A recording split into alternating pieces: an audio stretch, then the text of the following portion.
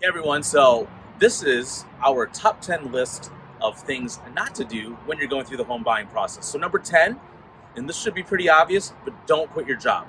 Don't change your job. Don't suddenly become self employed. Obviously, we can't close on your home if you don't have a source of income, or if that suddenly changes, suddenly that messes some things up and can slow down the process. So, again, don't change your job, quit your job, or become self employed. Number 10. Number 9, don't spend the money that you've saved for closing costs and your down payment. We know there's a lot of money that you'll have in your account, but just kind of earmark that and make sure you don't spend that or dip below that level, because the lender is going to keep an eye on that, and you just have to make sure that that money is always in your account. This is number 8. Don't co-sign on a loan for anyone else. We don't want to all of a sudden have things show up on your credit report that you might be held responsible for financially. So those things are going to go against you when having to count against your debt to income ratios. So make sure that you just don't do anything for anyone until we get done with your home purchase. Then if you want to help people out with things after the fact, be our guest. Is number 7, and that's don't make any large purchases. I know lake season's coming up, so you might want to buy a boat. Memorial Day sales are happening with appliances, cars, all those fun things.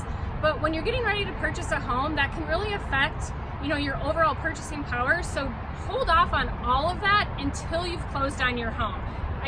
We can't repeat that enough. I know it's fun and exciting, but make sure that you hold off until after you close on your home. Number 7. So number 6, don't apply for new credit. And the reason why is twofold. One, it's going to trigger inquiries, which is going to provide more work for you to have to explain what's going on. And 2, potentially it could actually impact negatively your overall credit scores. And we don't want to do anything that could either slow down or potentially jeopardize you being able to secure the financing to close on your new home. Is number 5, and that's using credit cards excessively. We all know things can pop up, but it's really important to keep that credit card utilization low, because it will affect your overall credit score and could prevent you from qualifying, or it could change your financing options. So make sure that you don't kind of dip into that credit card usage, kind of similar to number 9 with using those funds. Just make sure you're not messing around too much with your overall money situation. 4, don't make any large or unusual bank deposits. There's a lot of strict rules in terms of where your down payment and closing funds can come from, and by making any large or unusual deposits, it could trigger questions from underwriting, which is going to create more work for you in terms of having to explain this money, and it could slow the process down, and we don't want that to happen. So if you have any questions, definitely consult with me first. Is number 3, and that's changing bank accounts or transferring money within banks.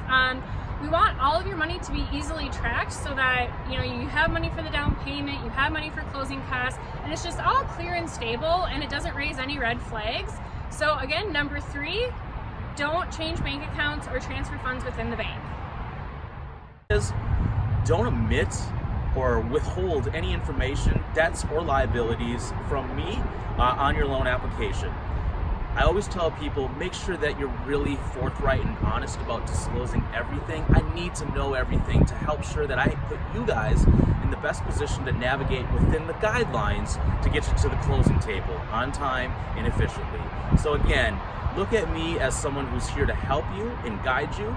Make sure I know everything so that as we get into underwriting, there aren't any surprises, and that way it helps for a much smoother, faster process for you guys. And number 1 is? It's actually a do. So when in doubt, do consult with us first. And what I mean by that is if you have anything that's going to be related to credit or money, reach out, ask us first, so that way we can make sure that you're doing the things properly so that it won't slow down or hinder you from actually closing on your home. And so we're always here as a resource. Again, reach out to us directly at any time, ask us any questions. We're always here to help. Thanks for watching, guys.